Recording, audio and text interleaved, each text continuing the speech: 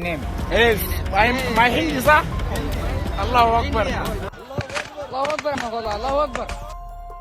क्या हो अगर किसी देश की आजादी ही उसका सबसे बड़ा अभिशाप बन जाए, जहां मस्जिदों की अजनें अब गोलियों की आवाज में डूब जाए,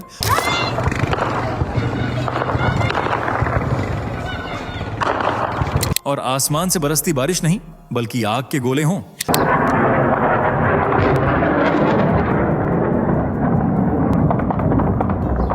सूडान, वो देश जो कभी अफ्रीका का गर्व कहलाता था, आज वहां की मिट्टी लाल है खून से।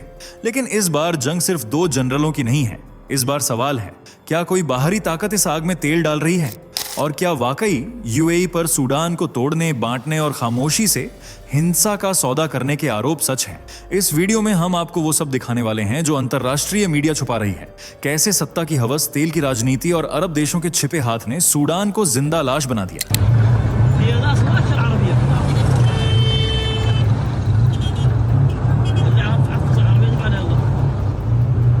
यहां मौत बिक रही है और इंसानियत मोल भाव में है।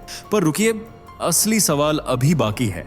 क्या ये युद्ध सूडान तक सीमित रहेगा या जल्द ही पूरे अफ्रीका को अपनी आग में झोंक देगा?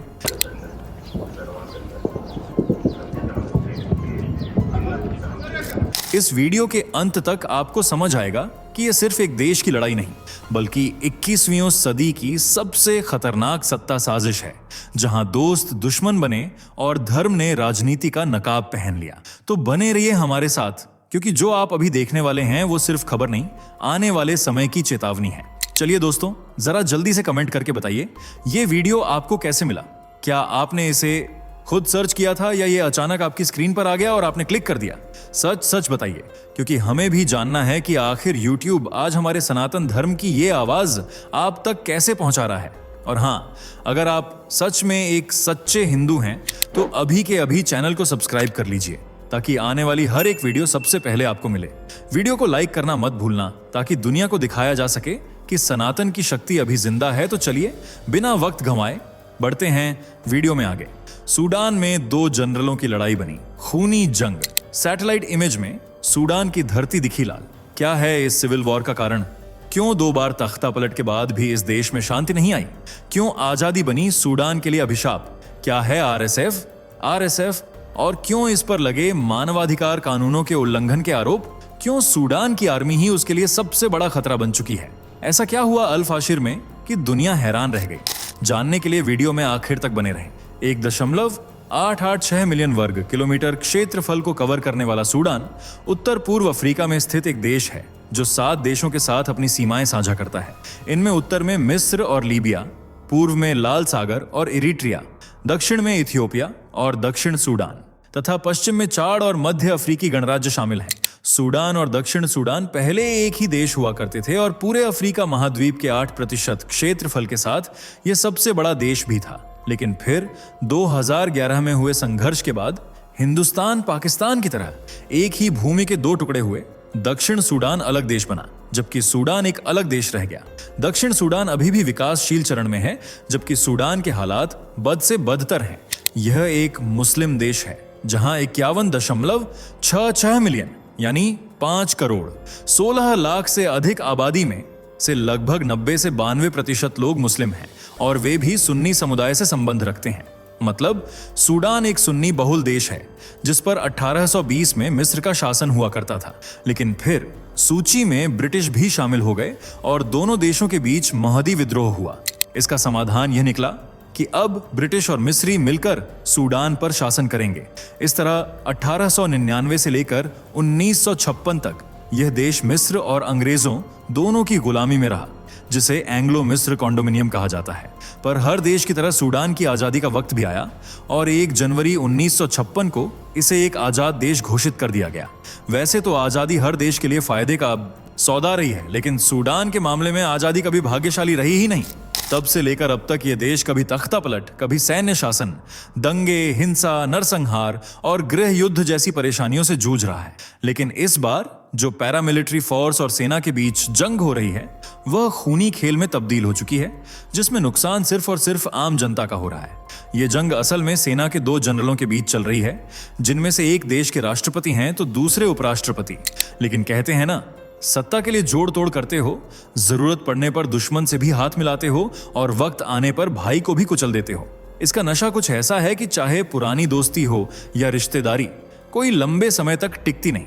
और इस कहावत पर सूडान बिल्कुल सटीक बैठता है, जहां दो जनरल सत्ता के लिए अपने देश में हाहाकार मचा रहे हैं, दो सेनाओं को आपस में भिड़वा रहे हैं और मासूम लोगों को मरवा रहे हैं।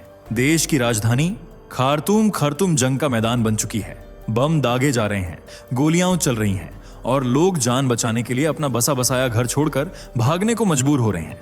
लेकिन अब तो हालात और भी बदतर हो गए हैं, क्योंकि यह जंग दूसरे शहरों को भी अपनी चपेट में ले रही है। खर्तूम से लेकर दारफुर तक हर सड़क खून से लाल नजर आ रही है। हर घर में मातम है और हर आवाज में डर और मायूसी फैली हुई है। लोगों के लिए न खाने को कुछ बचा है, न पीने को। बिजली गुल हो चुकी है, अस्पतालों को आग के हवाले कर दिया गया है और संयुक्त राष्ट्र के 3 अधिकारियों के मारे जाने की भी खबर है, जिसकी वजह से वर्ल्ड फूड प्रोग्राम की तरफ से सूडान में खाद्य आपूर्ति पर प्रतिबंध लगा दिया गया है। इस कारण वहां के आम नागरिकों के हालात और ज्यादा खराब हो गए हैं। असल में यह पूरी घटना शुरू होती है 2019 से। 1995 के बाद से वहां ओमर अल बशीर राष्ट्रपति की गद्दी पर थे।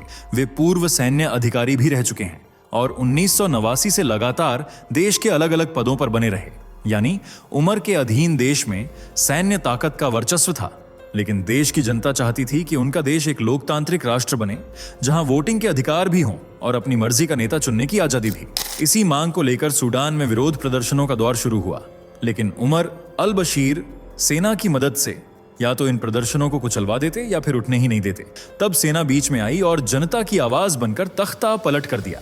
इस तरह 2019 में उमर अल बशीर को राष्ट्रपति पद से हटाकर सेना ने अपना शासन शुरू कर दिया। लेकिन लोगों को तो लोकतांत्रिक शासन चाहिए था, इसलिए प्रदर्शन अभी भी जारी रहे। तब सेना और प्रदर्शनकारियों के बीच एक समझौता हुआ। एक शासकीय निकाय गवर्निंग बॉडी बनाई गई, जिसमें सैन्य और नागरिक दोनों पक्षों के प्रतिनिधियों को शामिल किया गया।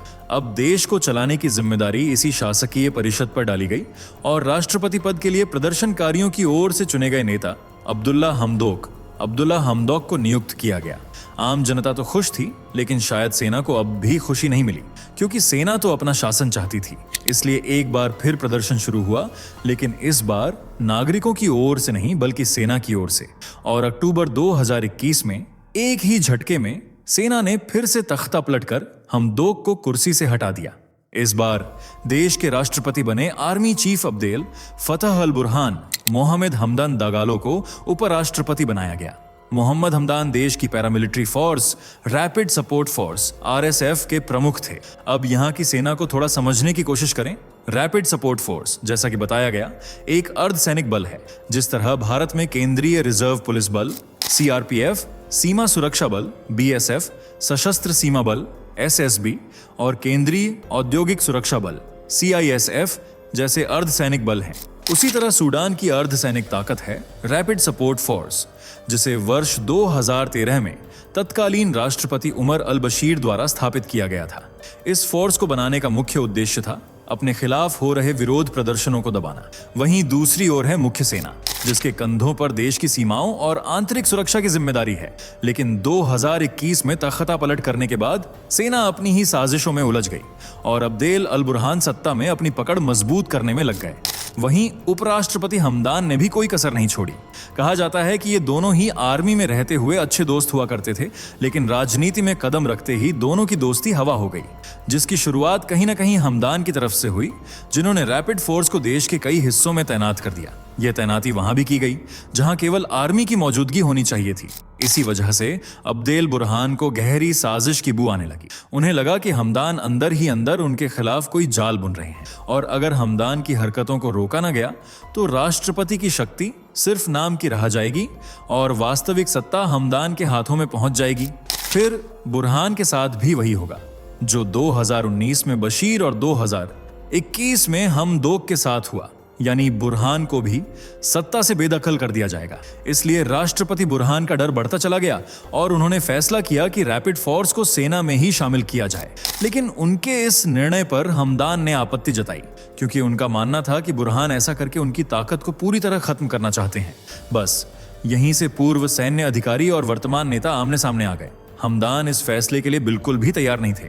तब इस विवाद को शांत करने के लिए सेना और आरएसएफ को एकीकृत करने का फैसला किया गया, यानी दोनों की संयुक्त सेना बनाई जाए, जिसका नियंत्रण जिसके हाथ में होगा वही देश का असली शासक कहलाएगा। इसलिए राष्ट्रपति बुरहान चाहते थे कि इस संयुक्त सेना का नियंत्रण उनके हाथों में रहे, लेकिन हमदान चाहते हैं कि नियंत्रण उनके हाथों में रहे, और इसी नियंत्रण को लेकर दोनों अपनी अपनी सेनाओं को आपस में भिड़वा रहे हैं। 14-15 अप्रैल से शुरू हुई इस जंग में आरएसएफ की अगुवाई हमदान कर रहे हैं, जबकि सेना का नेतृत्व बुरहान के हाथों में है। अब तो इन दोनों ने देश के अलग अलग शहरों में कब्जा कर आतंक मचाना भी शुरू कर दिया है, जिसमें सबसे बदनाम नाम है आरएसएफ का, जिसने दारफुर क्षेत्र के अल फाशिर शहर पर कब्जा कर लिया। उसके बाद वहां ऐसा उत्पात मचाया कि अंतरराष्ट्रीय मीडिया तक हिल गई। वहां मौजूद लोगों को जान से मार दिया गया, महिलाओं के साथ दुष्कर्म किए गए, पुरुषों को गोलियों से भून दिया गया, बच्चों को जमीन और दीवारों पर पटक पटक कर मार दिया गया और जवान लड़कियों का अपहरण कर लिया गया। संयुक्त राष्ट्र मानवाधिकार आयोग की तरफ से जारी आंकड़ों और बयानों के अनुसार आरएसएफ पर पहले भी मानवाधिकार कानूनों के उल्लंघन के आरोप लगते रहे हैं। यह संगठन पहले भी नरसंहार और अन्य अपराधों में दोषी पाया गया है। 2019 में जब इस संगठन को प्रदर्शनकारियों को रोकने और प्रदर्शनों को दबाने के लिए भेजा गया था, तब इसने 120 से ज्यादा प्रदर्शनकारियों की जान ले ली थी, और इस समय चल रही जंग में भी यह संगठन खूब आतंक मचा रहा है।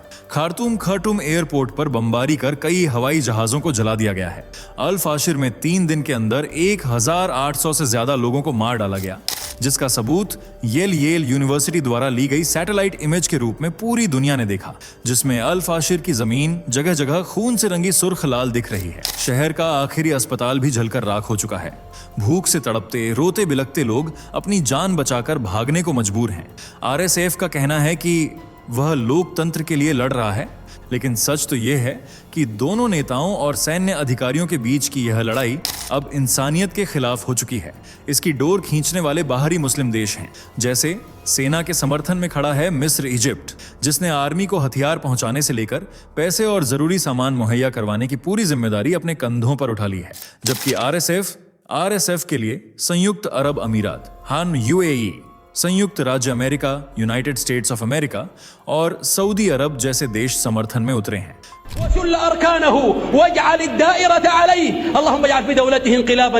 ये क्लिप सूडान की एक मस्जिद से सामने आई है, जिसमें इमाम साहब यूएई को बद्दुआ देते नजर आ रहे हैं। शुक्रवार की नमाज के बाद इमाम साहब यूएई पर बरसते हुए कहते हैं कि अल्लाह उसे किए का फल जरूर देगा, आसमान से कहर बरपेगा। इसी तरह की दुआएं देश के लोग भी मांग रहे हैं और सेना की सत्ता से बेदखली की उम्मीद कर रहे हैं।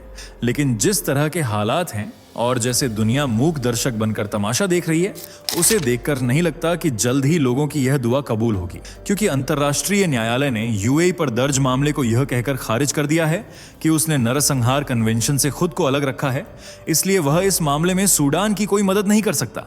वहीं कई दूसरे देश भी चुप्पी साधे बैठे हैं, जबकि संयुक्त राष्ट्र के महासचिव एंटोनियो गुटेरेस ने बड़ी बात कही है। उन्होंने दोनों ही सेनाओं को यह जंग जल्द से जल्द रोकने की हिदायत दी है और बातचीत के जरिए समस्या का समाधान निकालने की अपील की है। खबर यह भी है कि अमेरिका के अधिकारियों पर हुए हमले की वजह से वह भी इस जंग में कूद सकता है, और अगर ऐसा हुआ तो यह युद्ध और ज्यादा घातक हो जाएगा। संयुक्त राष्ट्र मानवाधिकार आयोग की रिपोर्ट के अनुसार सूडान में मौजूदा संकट दुनिया के सबसे बड़े मानवीय और विस्थापन संकटों में से एक बन चुका है, जहां 5 करोड़ से ज्यादा आबादी में से लगभग 1 करोड़ 40 लाख लोग देश से पलायन कर रहे हैं, जबकि हजारों लोग अपनी जान से हाथ धो बैठे हैं। सूडान में फंसे भारतीयों की वजह से भारत में भी राजनीति शुरू हो गई है। खबर है कि सूडान में 30 से भी ज्यादा भारतीय फंसे हुए हैं, जो उन्हीं इलाकों में हैं जहां जंग सबसे ज्यादा भयानक है। ये सभी कर्नाटक के निवासी हैं, और आप तो जानते ही हैं कि कर्नाटक में विधानसभा चुनाव होने वाले हैं। ऐसे में विपक्ष सरकार की जमकर आलोचना कर रहा है और सूडान से भारतीयों को जल्द से जल्द वापस लाने की मांग कर रहा है। यानी एक तरफ तो सूडान में 2 जनरलों की लड़ाई जहरीली टॉक्सिक जंग बन चुकी है, जिसमें आम इंसानों का कत्लेआम हो रहा है, और दूसरी तरफ बाकी देश अपनी ही साजिशों में उलझे हुए हैं। अब ये जंग कहां जाकर खत्म होगी? आम जनता को और कितना भुगतना होगा? क्या दक्षिण सूडान की तरह फिर से सूडान के 2 टुकड़े होंगे? ये तो आने वाला समय ही बताएगा। आपको क्या लगता है? कमेंट जरूर करें। वीडियो पसंद आई हो तो लाइक, शेयर करें और चैनल को सब्सक्राइब कर बेल आइकॉन दबाना बिल्कुल ना भूलें। दोस्तों, आपके स्क्रीन पर 2 और वीडियो दिख रही हैं, जिसे देखने के लिए आप स्क्रीन पर क्लिक करें। दोनों देखिएगा, बहुत अच्छी वीडियो बनी है।